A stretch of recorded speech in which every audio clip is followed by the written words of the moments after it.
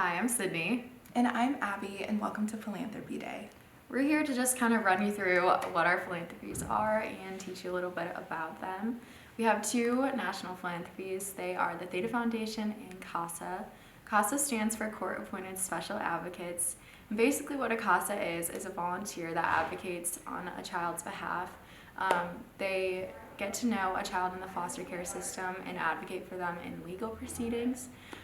But Marion County has over 3,000 kids in the foster care system, and we work really closely with their CASA agency to be able to support them in that process.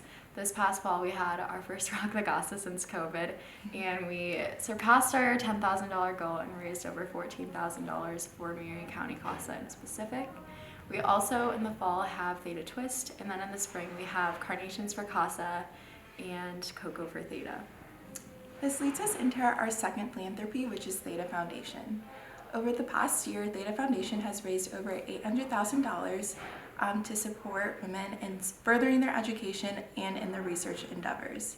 Theta Foundation is also used for helping the chapter further their impact in the community and to provide Thetas with assistance, whether that's emergency relief fund or in times of financial assistance.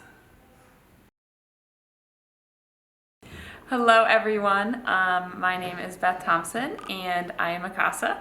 I am also a Butler and Gamma Theta alum. I graduated in 2019, so not too long ago. But thank you all for having me virtually. I'm excited to be here. So I know you just heard that amazing video before me about what a CASA is and what the organization stands for. So I am the volunteer CASA. I don't get paid for it. I do it on the side alongside of my full-time job. But today I just wanted to give you a brief overview of why I'm a CASA, how Theta helped me get there, as well as like a pretty overarching and broad example of a case that I have just to maintain confidentiality. So to start, I have always been passionate about the foster care system, always as in mid-high school, but I did not know what CASA was. I didn't know what it stood for. I had never heard of it. So coming into Theta, I remember on Philanthropy Day, this day really got me all excited and jazzed because I was like, oh, this is so cool. There's so many cool opportunities. And honestly, every house, it was just awesome to hear about their different philanthropies. And obviously I ended up being a Kappa Alpha Theta and had a great experience here. And what led me to be a CASA after graduation was just seeing some of the older girls who had graduated before me become CASAs and hear their stories and how it impacted them and how they were able to impact the children. It made me excited, and it was really on my heart to also be involved in an organization that can create such change. So a broad example of one of my cases is one that there are two kids and they were removed from their mother's home somewhat unexpectedly to them. It was due to some form of neglect, and the children did not see anything wrong with it because it was their normal. They had been living like this for many, many years. They're in early middle school, upper elementary, so they were removed, and unfortunately they are not in the same home. It's one boy and one girl, and the older the children are, the more difficult it is to typically place them.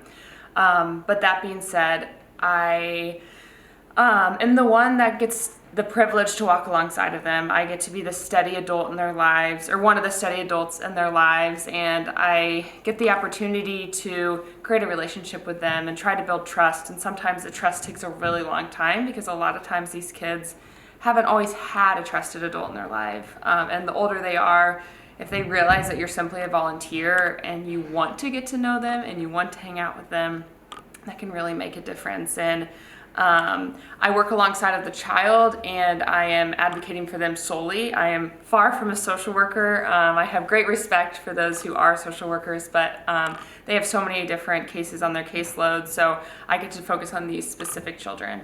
Another example is if they need to go to the dentist or need new glasses or need a tutor. For example, one of my children, they're failing school. They never really have been to school before, and so I can reach out to assure they get the help they need, they get the tutor.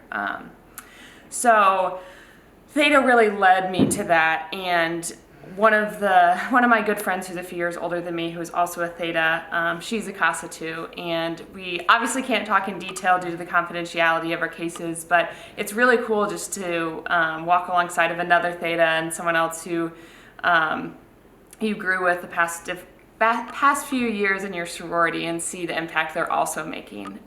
So even if CASA isn't what's on your heart or it's not something that you're super passionate about, I think it really opens your eyes to how you can advocate for a child or just another human being. And at the end of the day, that's really what philanthropy is. So I would encourage you to all keep an open mind when it comes to this day and really just enjoy learning about all the different philanthropies.